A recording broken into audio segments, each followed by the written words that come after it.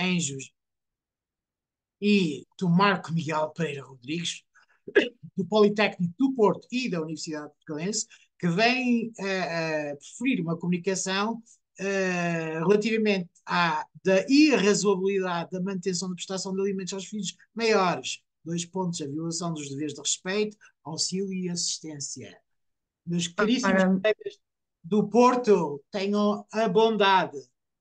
muito boa tarde. Então, obrigada, Dr. Mário Barata, estimado colega. É um gosto estar aqui. Eu só queria avisar uma coisa, por acaso calhou bem eu ser a primeira, vou eu apresentar o artigo completo, que o autor não está cá. E eu estou numa sala de aula, acho que dá para verificar. E, portanto, eu depois da minha apresentação tenho que me ausentar porque eu tenho aulas hoje, portanto, estou aqui entre aulas. E faz Pronto. muito bem. Vou fazer rapidamente a minha apresentação, vou tentar respeitar o tempo de facto e depois, se houver alguma questão, eu estou disponível no final da minha apresentação, senhor moderador, porque depois efetivamente tenho que sair e muito obrigada. Portanto, a nossa comunicação, eu sou professora adjunta aqui no Politécnico do Porto, em Felgueiras, Escola Superior de Tecnologia e Gestão, é conjunta com um colega que é doutorando na Universidade Portucalense e, portanto, nós vimos aqui apresentar um tema muito interessante e muito na ordem do dia, que é precisamente, tal como foi anunciado pelo senhor moderador, a irrazoabilidade em certos casos da manutenção da prestação de alimentos a filhos maiores, designadamente por violação dos deveres de respeito, auxílio e assistência por parte do beneficiário dos alimentos, portanto, do filho maior. Portanto, de acordo com a Constituição da República Portuguesa, mais concretamente o artigo 36, número 5, os pais têm o direito e o dever de educação e manutenção dos filhos. Isto não está aqui em causa. Portanto, existem as responsabilidades parentais dos progenitores que se prolongam até a maioridade dos seus filhos. Portanto, é a obrigação dos progenitores zelar pela segurança, pela saúde dos filhos, sustentá-los, dirigir a educação, representá-los e administrar os seus bens. Os alimentos são tudo aquilo que seja indispensável ao sustento, habitação e vestuário do alimentado. Se estivermos a falar de um filho menor, não se põe em causa esta obrigação de prestação de alimentos. Se estivermos a falar de um filho maior, nós temos que verificar aqui a situação e temos aqui uma mudança na legislação, portanto, até 2015 e após 2015, e já vamos falar sobre isso. Portanto, quando os filhos não residam com os progenitores, esta obrigação de prestar alimento aos filhos, por parte do progenitor não residente, aquele que com eles não resida, adquire especial importância.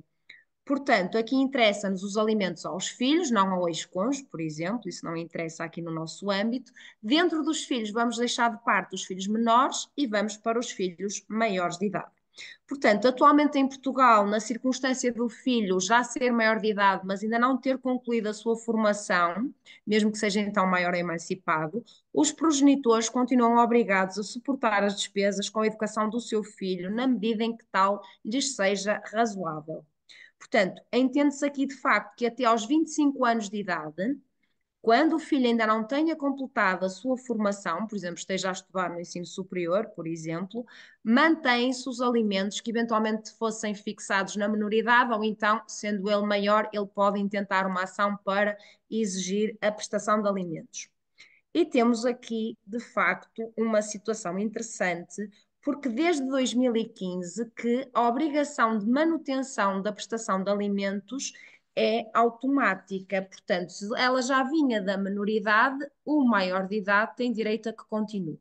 E temos aqui uma questão de ónus da prova, que o legislador, a partir de 2015, da Lei 122/2015, deixa de colocar o ónus da prova do lado do filho que recebe os alimentos. Portanto, muitas das vezes, para fazer cessar a obrigatoriedade de prestação de alimentos ao filho maior, o progenitor obrigado ao pagamento dos alimentos tem de provar judicialmente que o filho já não se encontra a fazer a sua formação, dado ao qual muitas vezes, infelizmente, não tem acesso, porque infelizmente há situações em que o filho maior apenas vê o pai, lá está, o pai podia ser a mãe, o progenitor que lhe presta o alimento como uma fonte de rendimentos e não o informa, e portanto eu conheço situações dessas na prática, portanto é aqui uma prova muito ingrata, mesmo que o progenitor queira ir perguntar aos serviços académicos da universidade ou do Politécnico, não consegue obter essa informação. Ok, o que está perfeitamente. É uma situação que para mim me faz bastante estranheza. Portanto, seria, digamos, o progenitor obrigado a pagar alimentos que tinha que provar uma coisa que muitas vezes não tem acesso aos dados, então tem que intentar uma ação e pedir ao tribunal para oficiar, não tem nexo. E também cessa a obrigação de prestação de alimentos quando se prove, designadamente mediante as circunstâncias do caso concreto, que houve uma violação dos deveres de respeito, auxílio e assistência por parte do filho maior. Portanto, isto aqui aplica-se a casos em que, de facto, e vou ilustrar com jurisprudência, designadamente um acórdão do Tribunal da Relação do Porto 2024, que muitas vezes o filho apenas observa o progenitor que lhe paga a pensão de alimentos como uma fonte de rendimentos e não observa determinados deveres, como é o caso do respeito, auxílio e assistência. Portanto, no Código Civil está claramente definido que pais e filhos devem-se mutuamente respeito, auxílio e assistência. É o artigo 1874 do Código Civil.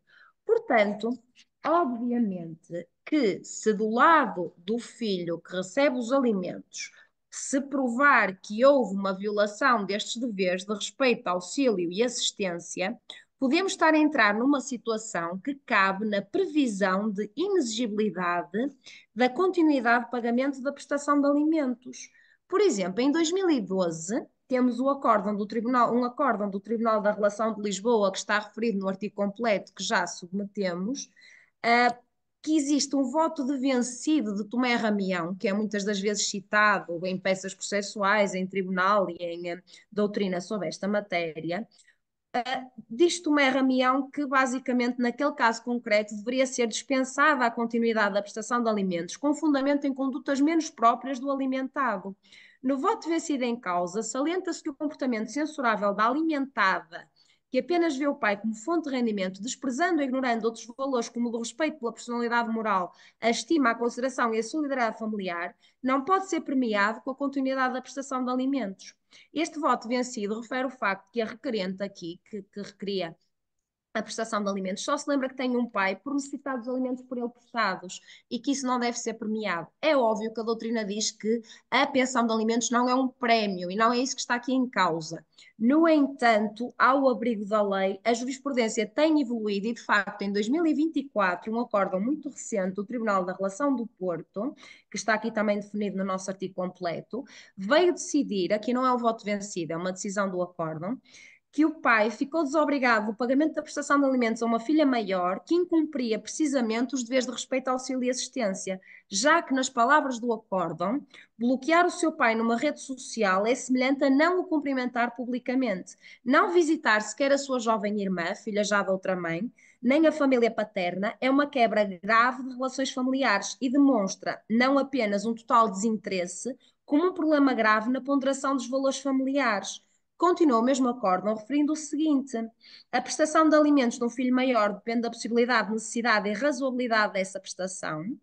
A cessação da prestação por violação do dever de respeito pressupõe uma conduta grave, ponderosa, que permita concluir socialmente a inexigibilidade dessa obrigação e assume, portanto, esta natureza, por exemplo, um conjunto de comportamentos que se verificavam no aludido acórdão, que eu estou quase a terminar também a minha apresentação, em que a requerente bloqueia o pai nas redes sociais, afirma que o verdadeiro pai é o padrasto nas redes sociais, não visita o pai e a sua família há vários anos.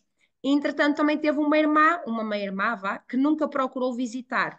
Portanto, mostra-se necessário que, nas concretas circunstâncias do caso concreto, seja justo e sensato a continuação da prestação a favor do filho maior. Se não for, ela pode ser retirada. Se assim não fosse, e para terminar, nós estaríamos a compactuar com uma situação de abuso de direito por parte do filho, artigo 334 do Código Civil, porque de facto o exercício do direito aqui aos alimentos tornar-se-ia a exceder manifestamente os limites da boa-fé, os bons costumes ou o fim económico e social desse direito.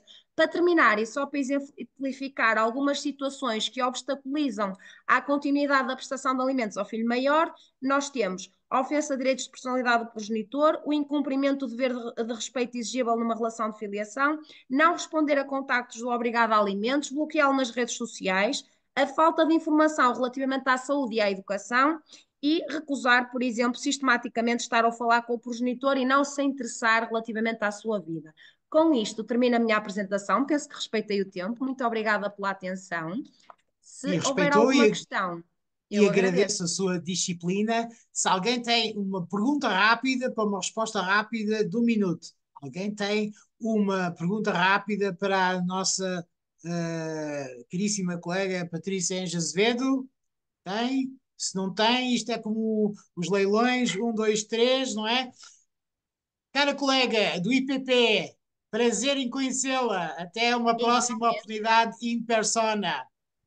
Até uma Thank, próxima. Vou então thank you. desligar que eu estou na sala, está bem? Está Obrigada. bem? Boa aula. Obrigado. Obrigada, Vamos com à licença. próxima.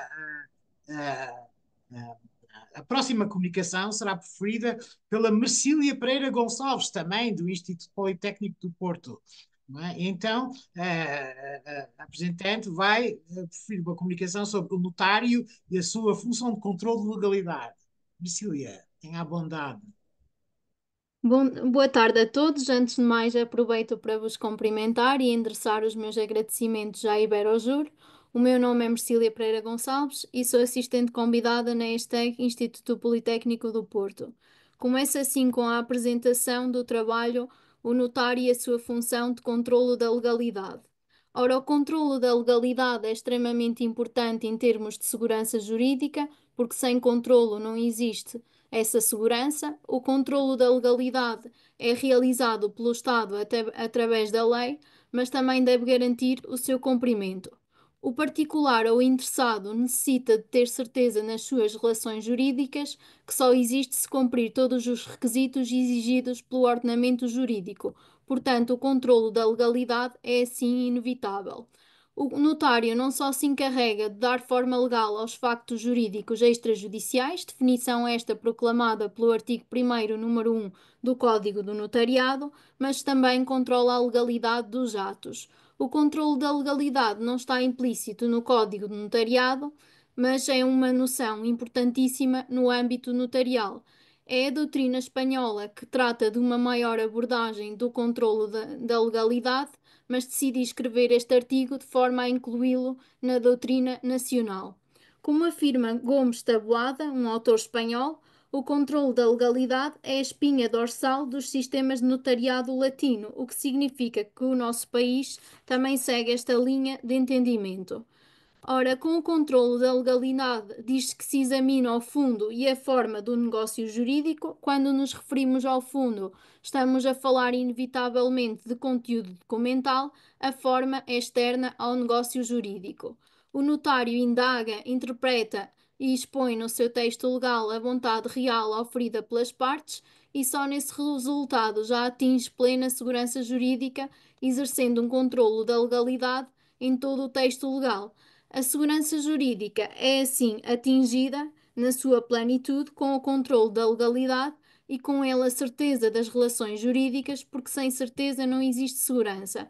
Acabei de referir que sem certeza não existe segurança, porque a certeza requer a normatividade exata do conteúdo negocial, a exatidão das normas legais e, acima de tudo, a agilidade da segurança jurídica.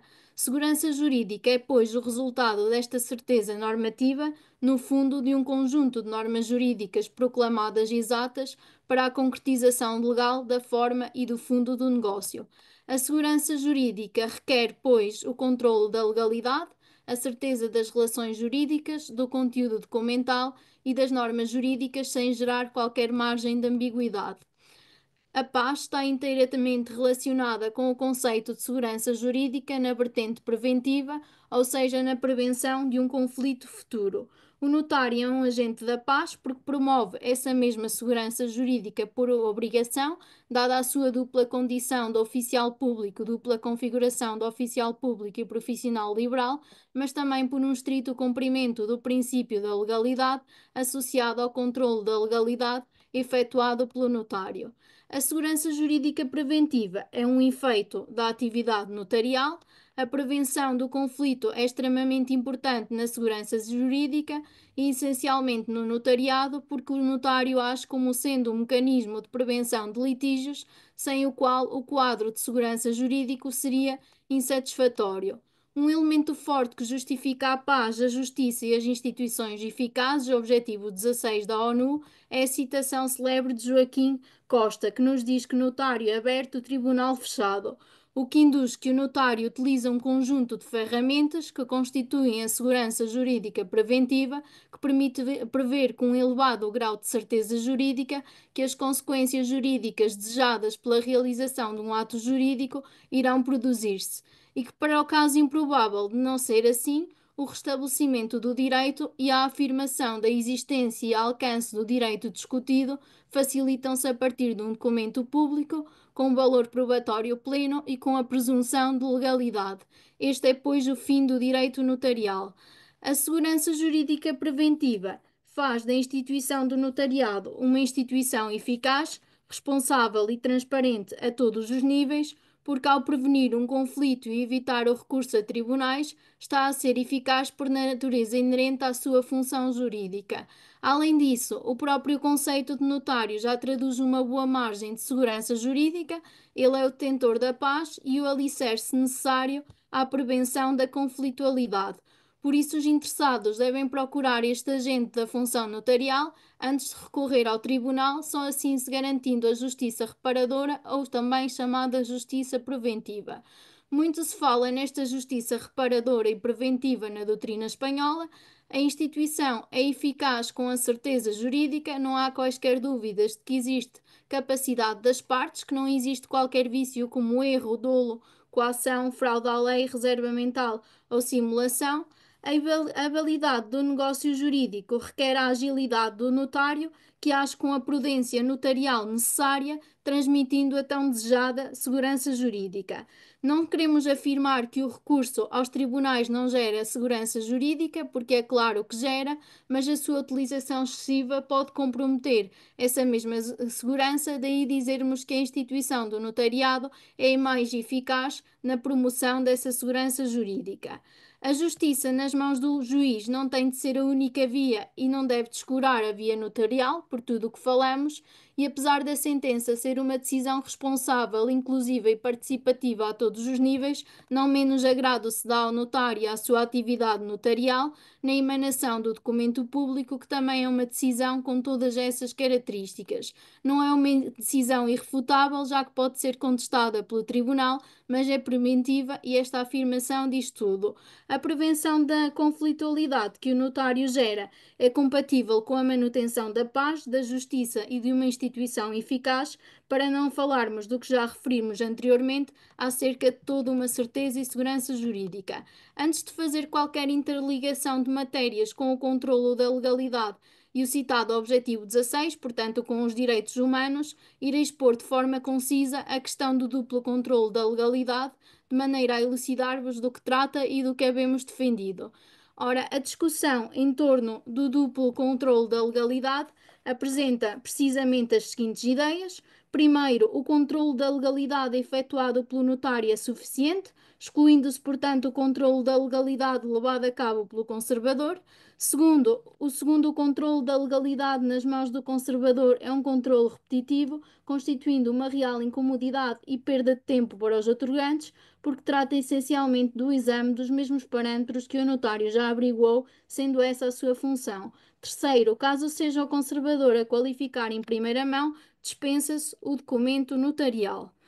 Ora, uma interligação do tema duplo controle da legalidade com os direitos humanos, mais precisamente o objetivo 16, paz, justiça e instituições eficazes.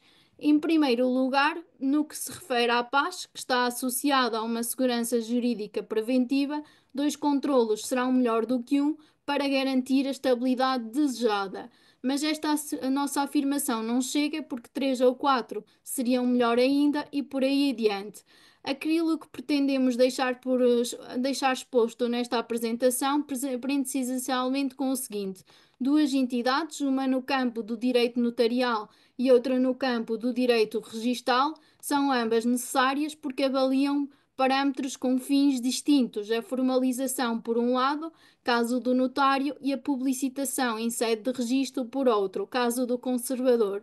Assim, duas entidades diferentes que atuam no campo da segurança jurídica preventiva permitem-nos atingir um nível de segurança jurídica maior, e ao existir mais segurança, estabelece-se a paz e deixa de se justificar o recurso ao tribunal, sendo que a função extrajudicial é assim responsável pela garantia de prevenção de futuros litígios. O notário oferece garantias de prevenção de conflitos e recomposição da paz social. Esta paz social encontra-se associada à segurança jurídica que constitui uma sua condição. Em segundo, hum, Em segundo lugar, no que concerne à justiça, é bom de contemplarmos que um controlo notarial e um controlo registal, levado a cabo por dois juristas, como são o notário e o conservador, cumprem com mais eficiência esta finalidade que o direito proclama. Está nas mãos deles a justiça reparadora ou preventiva.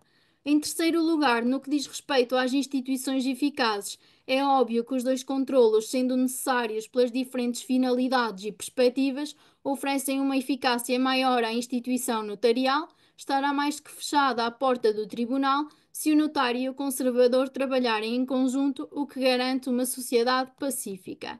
A instituição notarial é das mais antigas do mundo e também é das mais eficazes, porque os dois controlos estão assim interligados. Há, pois, um cumprimento intransigente do princípio da legalidade no âmbito notarial e do princípio da legalidade registal, cumprindo os dois juristas com lealdade as funções que lhes foram prestadas. E uma dessas funções é, sem dúvida alguma, o controle da legalidade, que é duplo, mas que não é de maneira alguma idêntico. Muito obrigada pela vossa atenção. Muito obrigado, Marcília Pereira Gonçalves. Se não se importar, vamos deixar depois as perguntas para o final da sessão, tendo em conta que estamos aqui ainda com pelo menos 6 apresentações para concretizar, e eu passo de imediato ao próximo, que é Adriano Ortiz Climente, que vem da Universidade Europeia de Valência, que vai preferir uma comunicação sobre, e vai-me perdoar a pronúncia, las relaciones transatlánticas en el marco del derecho internacional y los derechos humanos en la presidencia de Joe Biden. Una mirada a la Unión Europea, la OTAN y España. Tenga bondad. Muchas gracias, profesor Mario Bagata.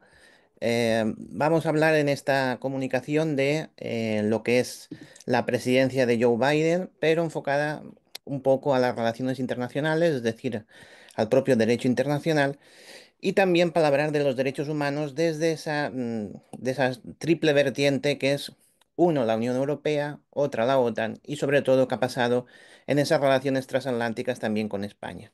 Es una presidencia que ha terminado hace relativamente poco y por lo tanto tenemos que considerar cómo ha influido la presidencia de Biden, considerando que han sido 4 años únicamente, sobre los derechos humanos y en particular el derecho internacional en estos tres campos de visión. Por lo que respecta a la Unión Europea en las relaciones tanto en el ámbito de los derechos humanos como en el derecho internacional, con la Unión Europea ha estado marcado por una vuelta a la normalidad que se ha visto alterada recientemente. Y tenemos, por tanto, esa vuelta a la normalidad de un presidente de Estados Unidos que vuelve a recuperar esos lazos transatlánticos e intenta fomentar o eh, aplicar de los derechos humanos en lo que es sobre todo la guerra de Ucrania, que es lo que marca las relaciones transatlánticas desde esta visión de la propia Unión Europea. La Unión Europea como un socio fiable y confiable y no como un competidor o algo creado para fastidiar a los Estados Unidos.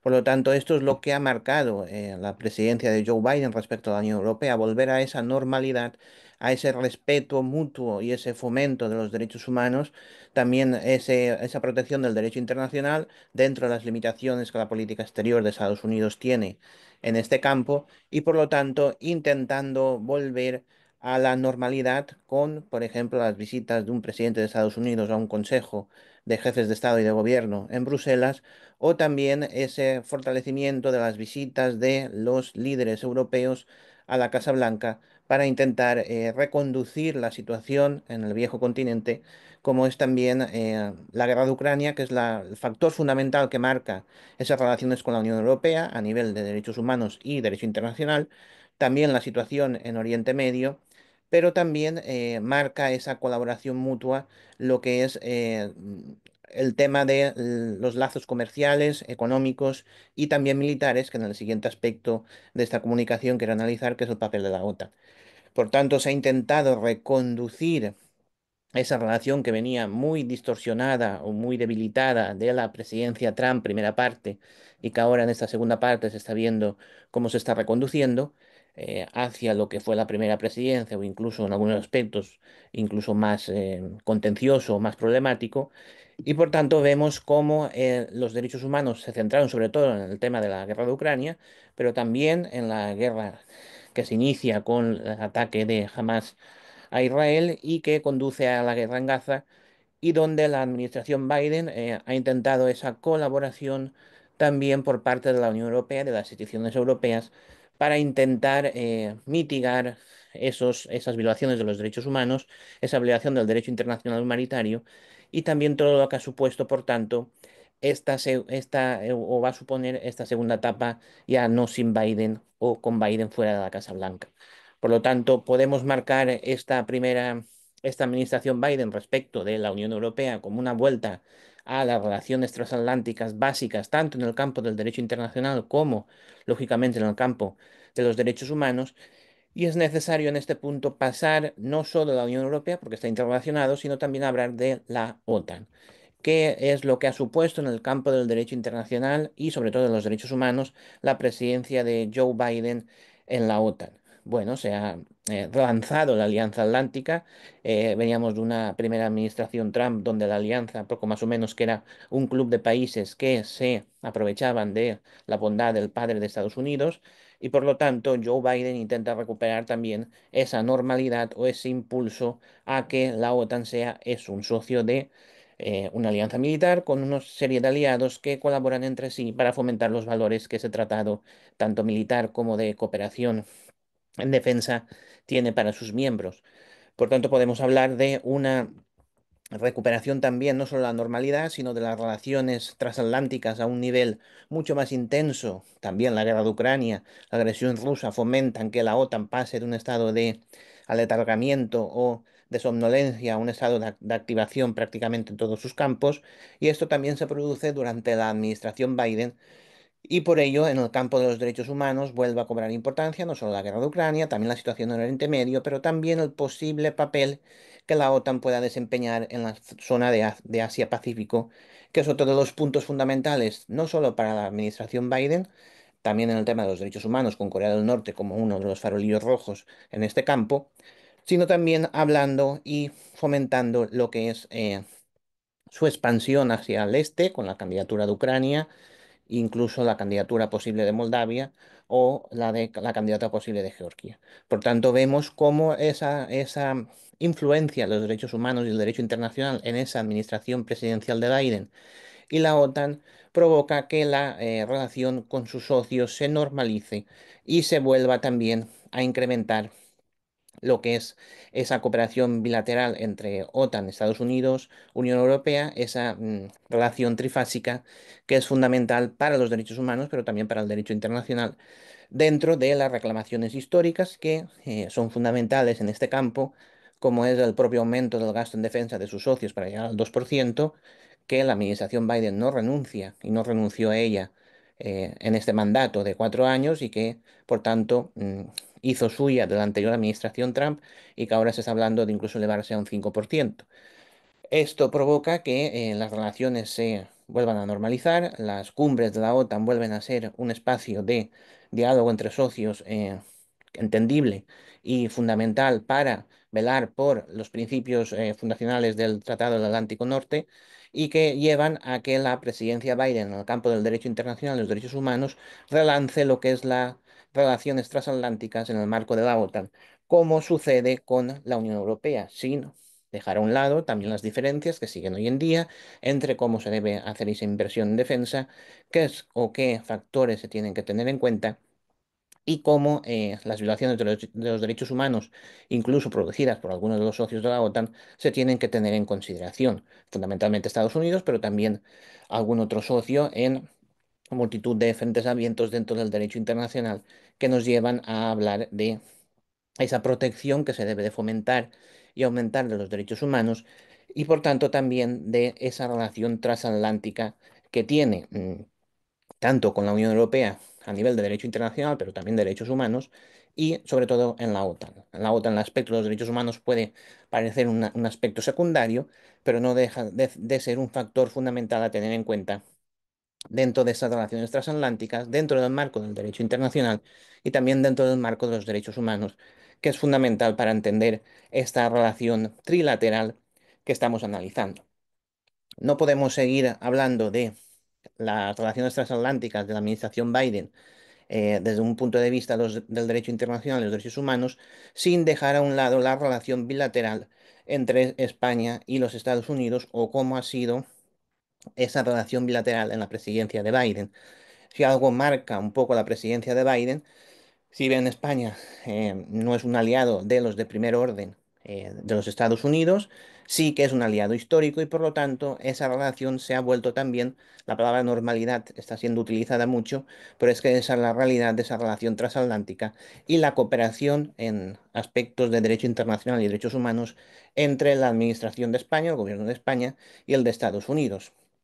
Tardó en llegar esa reunión en la Casa Blanca entre el presidente Sánchez y el presidente Biden, se produjo, pero no deja de ser eh, raro o un poco curioso cómo es recibido el presidente en la Casa Blanca y por lo tanto la diferencia de trato entre gobiernos o jefes de gobierno, incluso jefes de Estado, que sí, que es entendible que llegan a la Casa Blanca y el propio gobierno español. No olvidemos que la relación bilateral entre Estados Unidos y España es fundamental por las bases militares que tiene Estados Unidos en territorio español, tanto la base naval de Rota como la base aérea en Morón y por lo tanto son fundamentales para entender esa relación que se pasa de una administración Trump, una relación fría y distante, a hablar en el campo de los derechos humanos y el derecho internacional, un relanzamiento de esa relación porque España es un socio fundamental para entender las relaciones con Latinoamérica y por tanto con Iberoamérica y también para entender cómo encajamos esa relación trilateral, Iberoamérica, Estados Unidos y la Unión Europea, y por ello se intenta relanzar esa relación bilateral dentro de este marco trilateral de análisis del derecho internacional y los derechos humanos desde el punto de vista de la Unión Europea, la OTAN y España. Por lo tanto, las consideraciones finales que tenemos que tener en cuenta es que con la administración Biden se ha vuelto a relanzar esa relación transatlántica que se produce en el campo del derecho internacional, pero también los derechos humanos entre la propia Unión Europea con Washington y por lo tanto tenemos que tener en cuenta esa vuelta a cierta cordialidad que se había perdido con la primera administración Trump y que se está volviendo a perder con esta segunda etapa. También en el marco de la OTAN, ese fortalecimiento de la Alianza Atlántica para defender esos valores, que sí, que en el tema de los derechos humanos y el derecho internacional la Unión Europea es un garante fundamental a nivel internacional y por lo tanto puede haber una diferenciación fundamental entre lo que es la OTAN y la propia Unión Europea, pero que a nivel OTAN lo que se supone es una administración Biden que ha intentado relanzar esta relación con sus aliados, que no vean a Estados Unidos como un papá furioso que lo que quiere es perseguirles para que inviertan más en defensa, sino que se convierta realmente en lo que son aliados de una alianza defensiva y militar. Y en el caso español, lo que hemos tenido es un poco una vuelta a esa normalidad distante, pero una normalidad al fin y al cabo de las relaciones bilaterales entre el gobierno español y la propia administración Biden. Todo É ello nos necessário. lleva a las conclusiones finales. Muchas gracias. Ok. Muito obrigado, Adriano Climé. Vamos agora passar de imediato à próxima apresentação, que será dinamizada pela professora Dora Rezende Alves, da Universidade de Portucalense, e o próprio moderador desta sessão. Portanto, caríssima colega Dora, pode começar.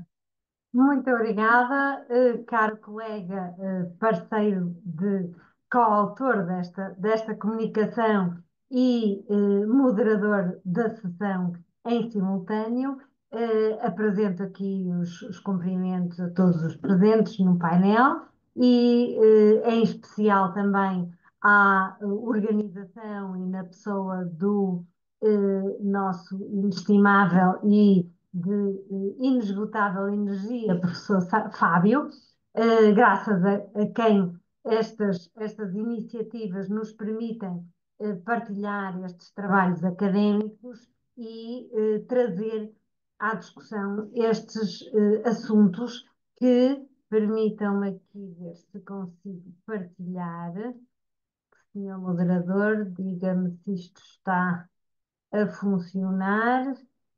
Eu diria que sim.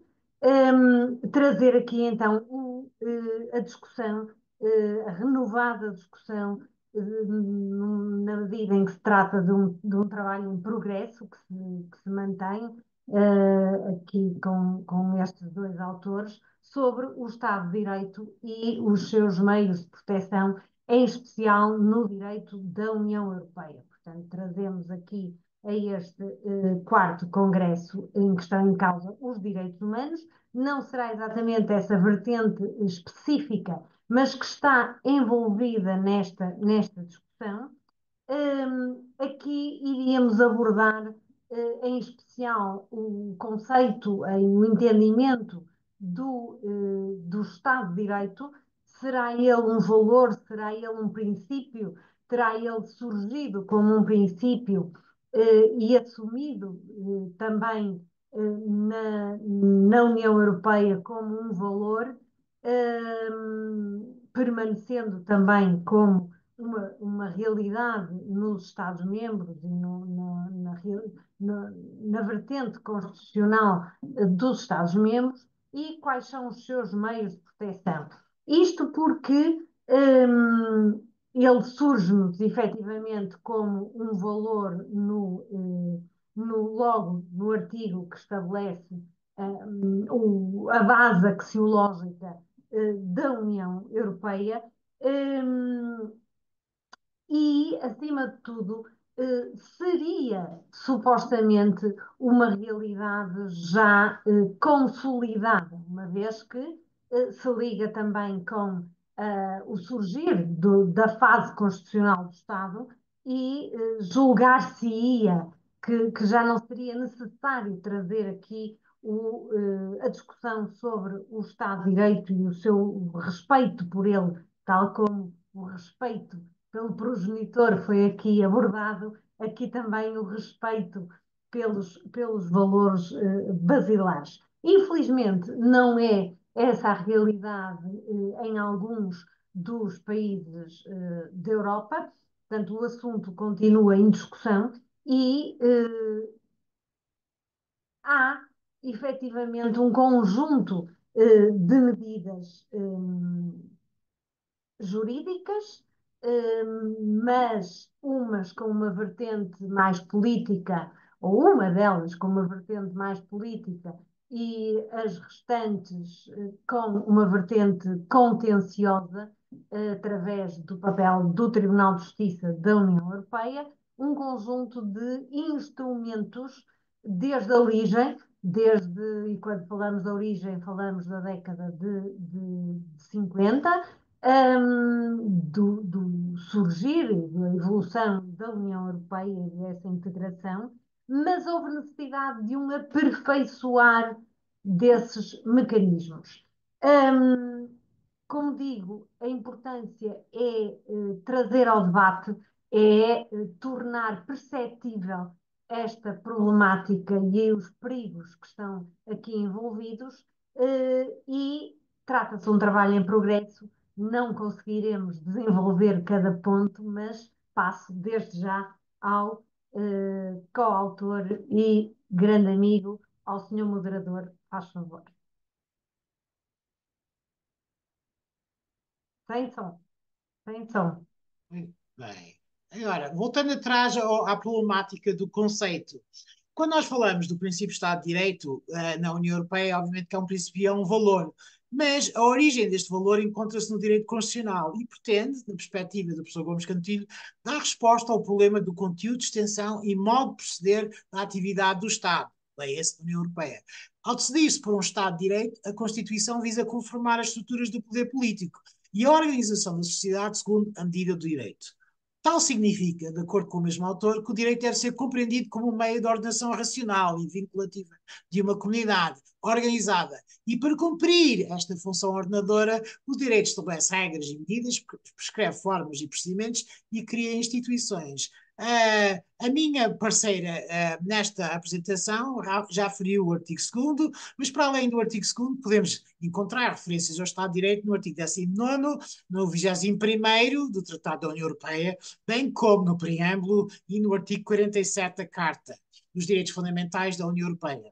Para além dessas referências explícitas, também há referências implícitas nos artigos 3º, 7º, 8º e 49º do Tratado sobre a União Europeia também. Contudo, a doutrina constata que não há propriamente uma disposição no direito originário que defina este valor. E esta tarefa, não é, coube, não é, ao chamado direito derivado, ao direito secundário. E a primeira definição global e abrangente do Estado de Direito, que liga este valor à democracia, ao respeito pelos direitos humanos, daí esta ideia deste valor e direitos humanos SINDU, encontra-se no Regulamento 2020/2092 do Parlamento e Conselho, relativamente a um regime geral de condicionalidade para a proteção do orçamento da União em casos de situações de violação do princípio de Estado de Direito num determinado Estado-membro. E, em concreto, o terceiro, considerando que o regulamento estabelece o que é Estado de Direito para a União Europeia.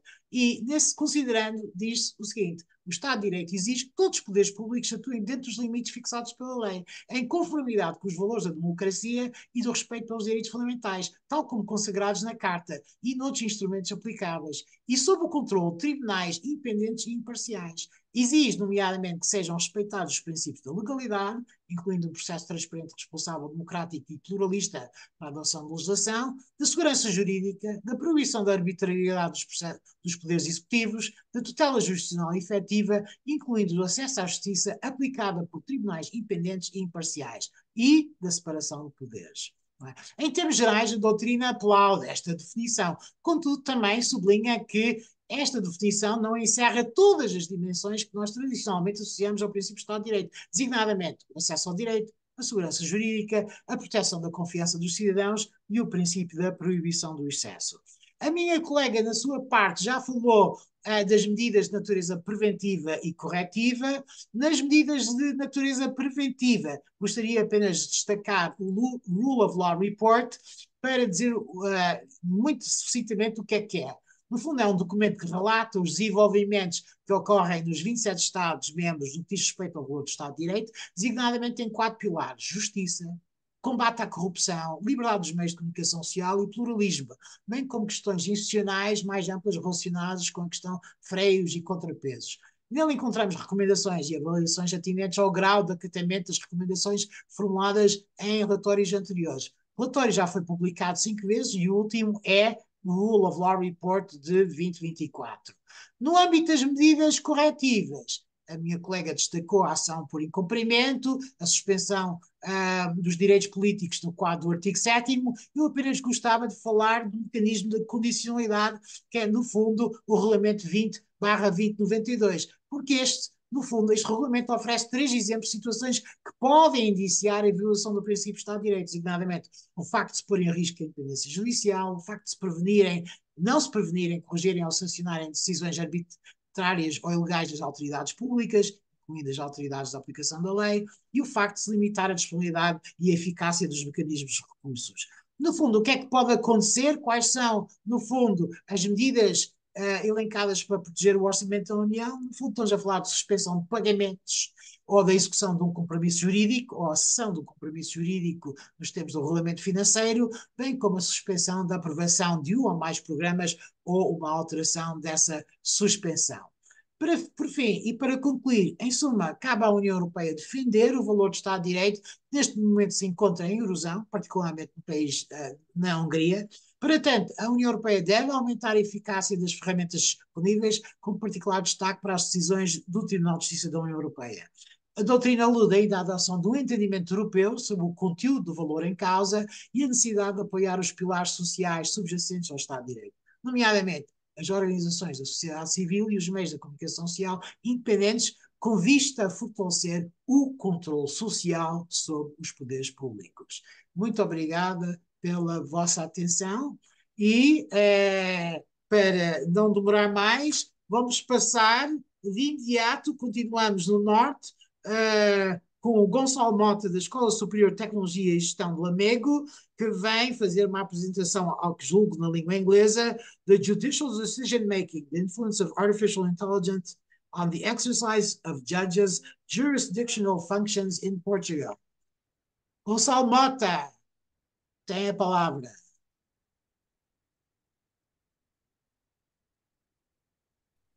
Vou falar em português, obviamente, porque não será mais fácil assim do que estar Muito aqui a bem. criar aqui uma situação. Não sei, toda a gente está a ver, portanto, muito boa tarde a todos. Agradecer desde já esta oportunidade. Para não perder grande tempo.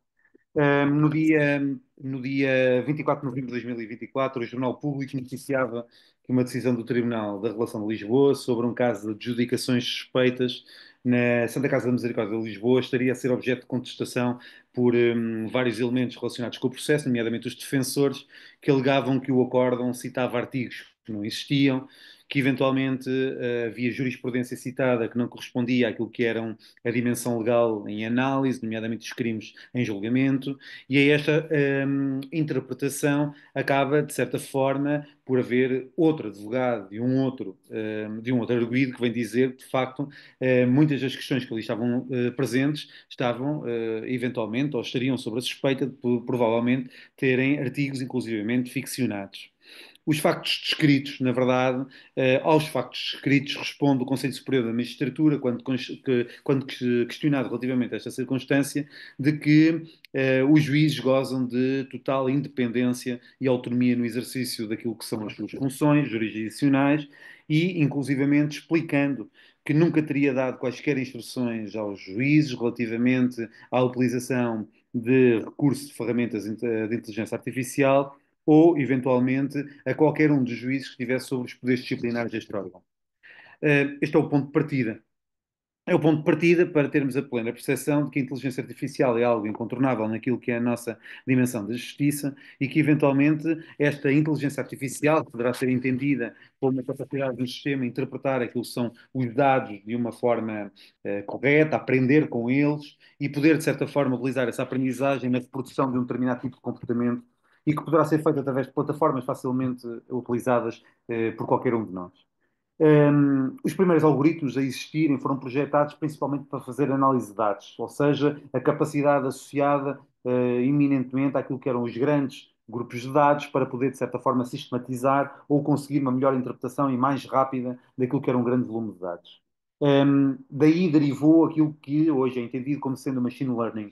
Ou seja, o machine learning, na verdade, é um subconjunto da inteligência artificial que permite desenvolver um novo algoritmo com base nesta observação e análise daquilo que são os dados que nos são disponíveis, nomeadamente naquilo que é disponibilizado na internet das coisas ou, inclusivamente, em outras fontes, como aquilo que são as denominadas Big Data. Um conjunto de dados que, de facto, é grande e que torna, de certa forma, impossível uma tarefa que, de certa forma, as plataformas conseguem realizar com alguma celeridade. Um, Na verdade, a machine learning nada mais é do que uma técnica de aprendizagem. Na verdade, aprende com os dados e, na verdade, permite que as máquinas, por assim dizer, acabem por desenvolver elas próprias algoritmos que permitam facilitar a interpretação destes mesmos dados. Da machine learning passamos para a deep learning. A deep learning, na verdade, nada mais é também do que um derivado ou um subconjunto também da inteligência artificial, muito próximo da machine learning, mas na verdade estamos a falar, acima de tudo, daquilo que é o modelo mais próximo daquilo que é a nossa forma de pensar.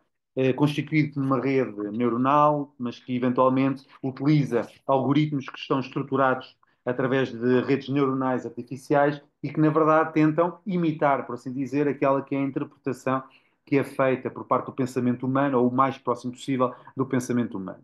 Um, a verdade é que, no desenvolvimento daquilo que era o Deep Learning, procurou-se, acima de tudo, criar plataformas que ajudassem na tomada de decisão, sendo que estas mesmas plataformas já têm a capacidade de decidir por elas próprias, sem qualquer intervenção de humano, ao contrário daquilo que acontecia com o machine learning, que bebia, por assim dizer, daquilo que era a informação que nós enquanto humanos, poderíamos, de certa forma, disponibilizar. Portanto, a Deep Learning tem aqui um grau de autonomia que, eventualmente, acaba por ser explorado também. Falamos também da Natural Language Processing, que na verdade é aquilo que nos permite compreender e processar a linguagem humana e torná-la, de certa forma, compreensível também naquela que é a ligação da comunicação entre os sistemas informáticos. Na verdade, é aquilo que nos permite, na realidade, dotar determinado tipo de sistemas ligados àquilo que é a dimensão informática com a linguagem escrita, falada e que, de certa forma, reproduz em larga medida, uma resposta decorrente daquilo que são as questões colocadas, nomeadamente, por parte da linguagem humana. Da Natural Language Processing para aquilo que é, eventualmente, a Large Language Models foi um instante.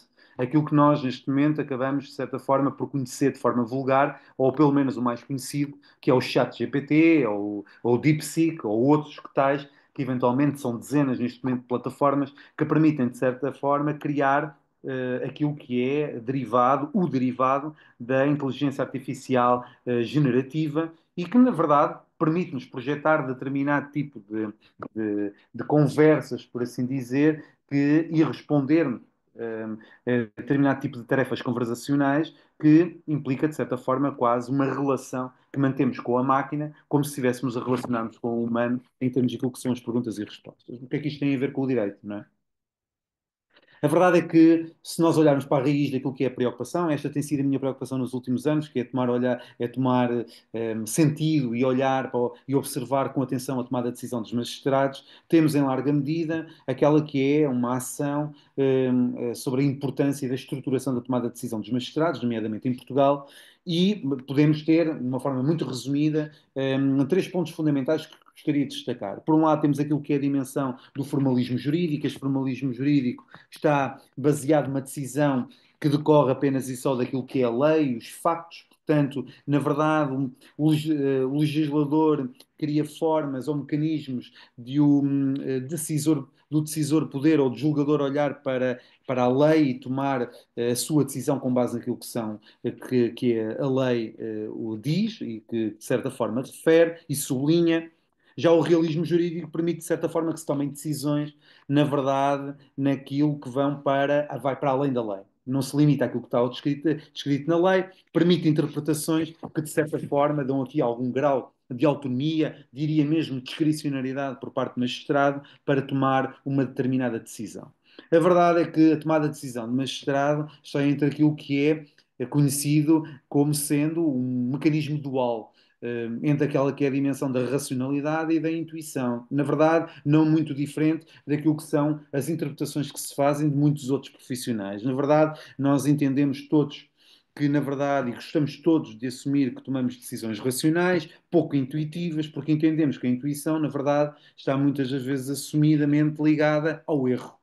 Pois bem, isto não é verdade, não é? Está mais que provado de que a maior parte das decisões que nós tomamos, de facto, são apoiadas ou pelo menos revestidas de uma suposta racionalidade, mas a racionalidade nada mais é do que uma construção interna que, de certa forma, é apoiada naquilo que é o seu resultado final, na larga maioria dos casos e das decisões, naquela que é também a dimensão intuitiva ou até mesmo a dimensão emocional, como eventualmente também já foi, de certa forma, profundamente estudada.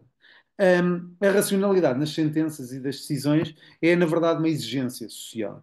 É, na verdade, também uma exigência de justiça. Não há, de facto, justiça sem, de certa forma, poder-se tomar aquela que é a decisão assente nesta dimensão afastada daquilo que são as preferências, os preconceitos ou até mesmo os valores que, de certa forma, atravessam aquilo que é a dimensão da relação do próprio juiz. Não deixará, no entanto, de ser um processo complexo, extremamente complexo, e implica, de certa forma, que a Constituição da República Portuguesa, assim como o Código de Processo Civil, assim como o Código de Processo Penal, nos seus vários artigos, de certa forma deram conta de como é que uma uma decisão deve ser realizada, construída e apresentada, e de certa forma, e também não vou explorar, obviamente só tenho 10 minutos para o fazer, mas eventualmente cabe ao tribunal, acima de tudo, apreciar a prova, apresentar aquilo que são os elementos que recolhe essa mesma prova, dos factos e também daquela que é a perspectiva de que o juiz só pode preferir uma sentença, dando conta desses mesmos factos, correndo o risco de poder a mesma ser considerada nula se não o fizer. Esta dimensão perpassa de facto a dimensão das nossas leis, está obviamente presente naquela que são as dimensões do nosso cotidiano judicial. Há, no entanto, um problema. Não é? A verdade é que a fundamentação e justificação pela qual o motivo e a apresentação do motivo pelo qual o magistrado decide, na verdade foi sentida em conta perante determinado tipo de parâmetros, mas a verdade é que temos um novo elemento em jogo, que para nós não é novo, que para nós investigadores não é novo, mas que eventualmente hoje acaba por surgir como sendo um elemento através de um caso mediático, por isso o trago, de certa forma, como sendo relevante, porque, de certa forma, foi a primeira vez que se tornou pública, ou tão mediática, a utilização, ou a suspeita de a utilização, de poder ter sido utilizada na elaboração de um determinado acordo. As ferramentas baseadas na inteligência artificial generativa, como falei há pouco, esta dimensão da inteligência artificial generativa está muitas das vezes ligada àquilo que são as dimensões das plataformas que nós conhecemos, mais fáceis de utilizar e até as mais conhecidas, como o ChatGPT ou outras, eventualmente permitem-nos, ou prometem-nos, acima de tudo, uma justiça mais célere, uma decisão mais célere, um corte de custos, uma série de dimensões que, de certa forma, estão ligadas, acima de tudo, até a uma perspectiva mais gestionária da justiça, mas, acima de tudo, permite-nos ter um acesso mais universal e mais rápida à justiça e uma justiça mais célere, que é aquilo que, de certa forma, os agentes da justiça vão sempre pedindo, interna e externamente, até na própria dimensão social. A verdade são todos os perigos inerentes a esta dimensão da inteligência artificial. Na verdade, o impacto transformador da inteligência artificial, nomeadamente naquilo que são os Large Language Models, nomeadamente estas plataformas ChatGPT e outras, gerou, acima de tudo, uma atenção significativa nos últimos anos, porque, de certa forma, permite, para além de uma análise considerável de dados, garantir, de certa forma, a produção de uma determinada decisão, sem eventualmente haver grande dificuldade por parte de quem manuseia aquela que é estas plataformas. Na verdade, temos aqui um problema. O problema não se trata apenas da análise de grande parte dos dados. A verdade é que a utilização deste tipo de tecnologia vem deixar aqui um problema que, de certa forma, é o problema que se coloca. O problema que se coloca é, na verdade, como é que nós vamos explicar dentro da justiça que utilizamos e a forma como utilizamos, de forma racional, algo que inclusivamente hoje se torna difícil de explicar e nem os próprios especialistas muitas das vezes conseguem fazer explicar em larga medida o percurso que é feito dentro das próprias plataformas. Portanto, à partida temos aqui um grave problema. O grave problema é que É necessário concluir. sim, na verdade o grave problema é que o algoritmo, na verdade, torna difícil fazer explicar como é que os resultados, como é que se chegou a determinado tipo de resultados e, de certa forma, incumprindo aqui, inclusivamente, com a relação de confiança que as pessoas devem ter com o tribunal. Portanto, a interpretação da lei e a objetivação de um sentido torna, de certa forma, difícil a impossibilidade de garantir a independência dos próprios tribunais, porque, na verdade, falta transparência às decisões. Há também uma dificuldade em reconstituir o caminho que é realizado pelo julgador para a fundamentação do resultado da decisão através das plataformas de inteligência artificial. Posto isto, a verdade é que as declarações do Conselho Superior de Magistratura, para além de extemporâneas, foram insensatas e a dimensão de independência e autonomia por parte dos magistrados não deve, em forma alguma, face à necessária obrigação de documentação e fundamentação da sua decisão, ter tido algo tão simples como os magistrados são livres e independentes de recorrer àquilo que são as fontes que entendam para fundamentar as suas decisões. Está bem? Obrigado e desculpem. Não, não há problema. Muito obrigado. É um tema muito interessante. E agora, infelizmente, recebi a notícia há uns minutos atrás que a Ana Isa Meireles e a Diana Coutinho não farão a sua apresentação. Portanto, nós passamos imediatamente para o nosso penúltimo apresentador, Sérgio Andreucci Júnior, da Universidade de São Paulo, que vem preferir uma comunicação sobre a efetividade das leis de incentivo à cultura em projetos apoiados pelas leis de incentivo à cultura no Brasil. Tenha a bondade, Sérgio. Obrigado, boa tarde a todos. Só corrigindo o título, é a efetividade de ações socioeducativas em projetos apoiados pelas leis de incentivo à cultura aqui no Brasil. Bom, eu gostaria de começar pelo artigo 215 da Constituição Federal do Brasil, de 1988. O Estado brasileiro garantirá a todos o pleno exercício dos direitos culturais e acesso às fontes da cultura nacional, e apoiará e incentivará a valorização e a difusão das manifestações culturais no país. Contudo, devido à grande quantidade de atividades, falta de estrutura profissional, má utilização dos recursos públicos, entre outros, o Estado brasileiro não consegue cumprir com todas as tarefas com que se compromete, deixando de sanar algumas necessidades da população.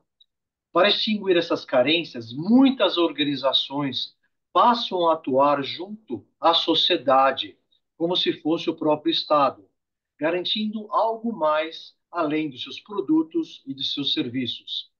Tanto organizações privadas, empresas, organizações públicas, quanto as organizações não governamentais, organizações da sociedade civil organizada e de interesse público, atuam no terceiro setor brasileiro, respondendo por diversas ações de interesse público e, em princípio, que deveriam ser de responsabilidade direta do Estado. Nessa nova realidade, o Estado passou a ter um papel regulador e a sociedade civil um papel de organização e execução das ações junto à sociedade. Claro que as organizações não assumem políticas culturais e socioeducativas apenas como compromisso social em atingir com ética perante a sociedade, mas também buscam o seu espaço competitivo de mercado, envolvendo-se com seus públicos, direto e indiretamente. Deste modo, passam a suprir suas necessidades de marketing e de comunicação, investindo em projetos culturais, trabalhando o posicionamento das suas marcas, apresentando-se como empresas socialmente responsáveis, as empresas que patrocinam a cultura no Brasil. Porém, é preciso cuidar para não distorcer o enfoque dos projetos culturais, em especial os projetos socioeducativos para a demanda comercial, e assim abandonar o compromisso de promover o desenvolvimento humano, proporcionando novas oportunidades de aprendizado, experiências e formação. A continuidade de grande parte dos projetos socioeducativos nesse contexto atual brasileiro depende diretamente do apoio das leis de incentivo à cultura e estão condicionadas pela possibilidade de um apoio financeiro via renúncia fiscal no governo brasileiro. Então, faço um parênteses aqui, que essa política é uma política pública de uso privado, ou seja, o governo concede uma renúncia fiscal para as empresas de parte dos seus impostos, 4% do imposto devido das empresas, a empresa pode renunciar, usar desse atributo da renúncia fiscal e aportar diretamente esses 4% em projetos que ela queira patrocinar. Portanto, é um dinheiro público de uma renúncia fiscal via política pública, porém a decisão de escolha do projeto cultural passa a ser da iniciativa privada e não mais do Estado. Então, devido ao modelo desse mecenato praticado pelo Estado, e principalmente pela intermediação de empresas privadas que se utilizam de um recurso público, não há garantia de continuidade em projetos especificamente socioeducativos, que demandam tempo, gerando grande instabilidade entre educadores, alunos e além da própria comunidade. A descontinuidade gerada pela atual política interfere diretamente nos resultados pedagógicos, culturais e de inserção social de crianças e adolescentes aqui no nosso país. Projetos socioeducativos precisam de tempo e de continuidade das suas ações. O que acontece aqui no país, como existe uma política de renúncia fiscal, os projetos são atrelados financeiramente ao ano fiscal. Portanto, eles começam por volta de março e terminam em dezembro. Então, há sempre uma descontinuidade desses projetos e um gap importante entre um ano e outro, muitas vezes até sem a continuidade e renovação desses projetos. Então, infelizmente, a atual política cultural brasileira não atende à sociedade e acaba sendo reduzida à aprovação de projetos, a quem nem sempre é feito sobre critérios plausíveis. Esta falta de compromisso com a difusão, formação e preservação da cultura brasileira proporciona um quadro de desigualdades em que apenas algumas organizações e projetos se beneficiam. A cultura é cada vez mais reconhecida como interventora do desenvolvimento social e, portanto, deve ser disponibilizada a todas as pessoas, independente de classe social, etnia ou região em que vivem. O seu acesso está, inclusive, assegurado na Declaração Universal de Direitos Humanos, nos artigos 22 e 27. O investimento cultural no Brasil sempre representou um esforço altamente concentrado de recursos e oportunidades. Até o final da última década, praticamente todos esses recursos, seja por meio de patrocínios ou por meio de verba direta do próprio governo, foram utilizados apenas em uma região do país, um país extremamente grande, continental. Os recursos ficaram centralizados apenas em São Paulo e no Rio de Janeiro. E em 2024, 80% dos recursos via a lei de incentivo com renúncia fiscal foram aplicados nessas cidades. Se a cultura e a educação realmente são consideradas fundamentais, cabe à sociedade destinar-lhe recursos. O desenvolvimento da cultura não depende apenas de criatividade, talentos e bons consensos. Precisa de recursos financeiros. Vários grupos de artistas e educadores só têm acesso, com muita dificuldade, aos recursos via esfera pública, via as leis de incentivo fiscal, via as leis de incentivo à cultura. Isso tem sido ao longo de toda a história e, portanto, é preciso sistematizar de maneira mais justa o acesso e a distribuição desses recursos junto à sociedade. Outro equívoco é o de atribuir essas tarefas apenas às leis de renúncia fiscal, como se fosse a única alternativa possível. No lugar de acrescentar recursos privados à cultura, essas leis apenas transferem a gestão de recursos públicos à esfera privada, delegando às diretorias de marketing e de comunicação das empresas a função de definir quem deve receber esses recursos. Mais uma vez, concentram-se recursos do ponto de vista regional, excluindo principalmente os setores que mais necessitam desse apoio. No Brasil existem milhares de projetos sociais, em especial projetos socioeducativos. Grande parte desses projetos busca a inclusão e a educação de crianças e adolescentes por meio de ações complementares ao ensino básico promovido pelas escolas. Crianças e adolescentes, além de cursarem essas escolas, participam desses projetos. O grande problema não está nos formatos dos projetos, e sim na sua continuidade, pois o sustento da maioria desses projetos depende diretamente dos recursos patrocinados via as leis de incentivo e via a renúncia fiscal brasileira. Diante desse cenário, podemos apontar algumas importantes reflexões. A existência e continuidade de grande parte dos projetos socioeducativos com crianças e adolescentes dependem hoje do apoio da Lei Federal de Incentivo à Cultura, porém com decisão privada. O patrocínio de empresas a projetos socioeducativos com crianças e adolescentes somente ocorre quando o recurso financeiro é proveniente da utilização de parte do imposto que vem por meio da renúncia fiscal do governo. Não existe uma garantia de continuidade dos projetos socioeducativos.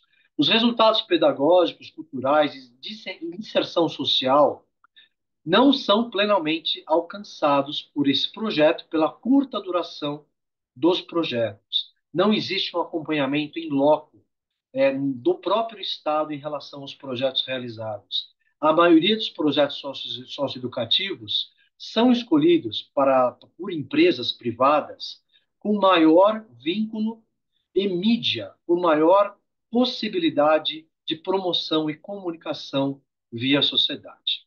Portanto, a cultura brasileira ela é transformadora, mas o acesso às leis de incentivo são fundamentais para a maioria dos brasileiros, artistas e educadores que não têm condições financeiras de realizar, educar e expor a sua arte. Porém, é apenas uma parte da responsabilidade, pois o Estado precisa assumir o seu papel e buscar periodicamente ações que possibilitem e garantam o acesso à cultura de toda a sociedade brasileira. Por fim, não basta apenas a vontade política escrita em leis.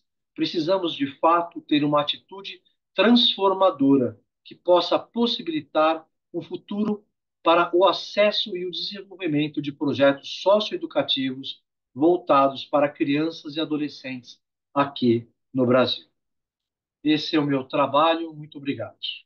Muito obrigado. Vamos agora para a última apresentação, mas receio que também não esteja presente, a não ser que esteja aqui na sala B alguém devidamente mandatado para, no fundo, fazer a apresentação da Ana Cristina Crestani sobre direitos humanos e pedofilia virtual, o papel da IA no combate deste crime, uma análise à luz do caso Sweetie. A Ana Cristina está entre nós? Não, às vezes até pode estar a usar um computador com outro nome e não tenha dado por ela. Creio que não. Sendo assim, nós já chegamos ao final da lista. Eu queria agradecer a todos os apresentadores o facto de terem respeitado e terem exercido bastante contenção e ter respeitado o limite dos 10 minutos. Ainda dispomos de 8 minutos.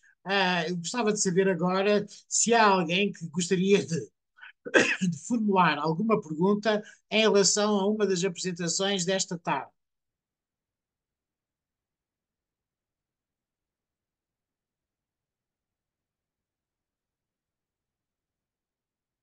Parece que está toda a gente satisfeita.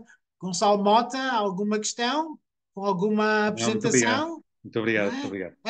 No fundo, muito alarido em torno de uma possível sentença, mas, ao que parece, as coisas depois morrem e, de facto, não chegamos a tomar não temos conhecimento sobre se de facto aquilo foi produzido autonomamente e se houve ou não alguma fiscalização sobre o produto final. Sim, sim, claro que não, claro que não. Aliás, um grande problema é que, inclusivamente, esse acórdão foi retirado da leitura das relações da...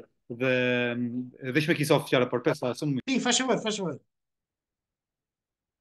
Isto foi um caso para os nossos apresentadores estrangeiros. Isto foi um caso que apareceu nos mídia há uns tempos atrás, passado muito recente, e que durante um dia ou dois a comunicação social não falava de outra coisa senão este possível acórdão gerado pela inteligência artificial. Gonçalo, continua. E ele, entretanto, foi retirado. É importante também dizê-lo, ele foi retirado, como se sabe, todos os acórdãos da relação são públicos. Ele foi retirado, inclusivamente, da base de dados pública, portanto, ele não está disponível sequer. Eu sei qual é a referência do mesmo, tenho o resumo do mesmo, mas as peças foram retiradas integralmente da base de dados, o que também não favorece, propriamente, a transparência do processo em si, não é? Fica sempre no ar esta ideia, não é? De ter acontecido. Mais a mais com essa pressa de retirar o acórdão, está a falar da DGSI. Sim, precisamente. Foi o único que foi retirado, aliás, foi o único que foi retirado dos mesmos relatores. Eles têm 3, 4 acórdãos juntos, variadíssimos, foi o único que foi retirado. Existe o resumo do mesmo, mas já não existe sinal do mesmo na base de dados.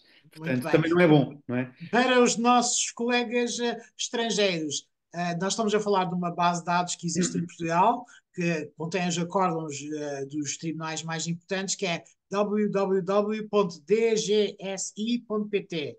É isto, Gonçalo Mota? Isso é precisamente. Exatamente, é isto. Portanto, é uma informação, algum dia, que eventualmente queiram pesquisar algum acórdão dos tribunais superiores em Portugal, www.dgsi.pt. si.pt. Mais alguma observação, comentário final? Só tinha um comentário para o nosso amigo brasileiro, o Sérgio.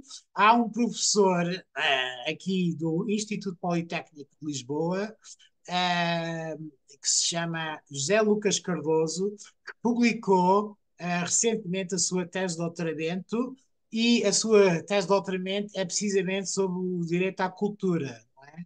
Portanto, se quiser, eventualmente, se essa for a sua área, o nome é José Lucas Cardoso, e eu fui à apresentação, são 2 volumes, foi defendida e foi aprovada na Faculdade de Direito da Universidade de Coimbra. Portanto, é quase um marco, porque normalmente uma tese em direito constitucional pensamos em tudo, organização do poder político, direitos fundamentais, mas não pensamos no direito à cultura, que é um direito económico, social e cultural aqui em Portugal. Portanto, se tiver interesse em pesquisar, tem aqui este pequeno apontamento. Muito obrigado. Eu vou levantar os dados, sim, vou entrar em contato. Muito obrigado. Se alguém quiser tiver alguma questão, ou se quiser entrar em contato por alguma razão, não é? O meu e-mail é mario.barata@ipleiria.pt. Portanto, é uma coisa muito simples, mario.barata@ipleiria.pt. Estou sempre disponível para conversar com os meus colegas por essa Europa e por esse mundo fora. Gostei muito de todas as apresentações, e recentemente acedi pelo convite da Iberojur para falar sobre inteligência artificial, os valores e a Carta de Direitos Fundamentais. Portanto, apreciei muito a apresentação do Gonçalo Mota, porque também é uma área que tem reflexo no direito constitucional, e na qual eu estou presentemente, justamente também com a minha colega Dora Alves, também a preparar uma comunicação para um futuro evento. Mais alguma questão, mais algum comentário que queiram, ou questão que queiram colocar? Se não tiverem, não me parece, eu gostaria de agradecer a todos, especialmente pela vossa adesão aos 10 minutos.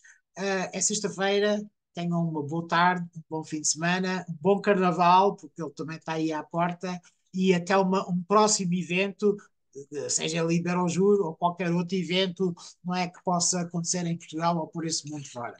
Muito obrigado, em nome da Iberojur, muito obrigado e bom trabalho. Muito obrigado. Obrigada. Obrigado.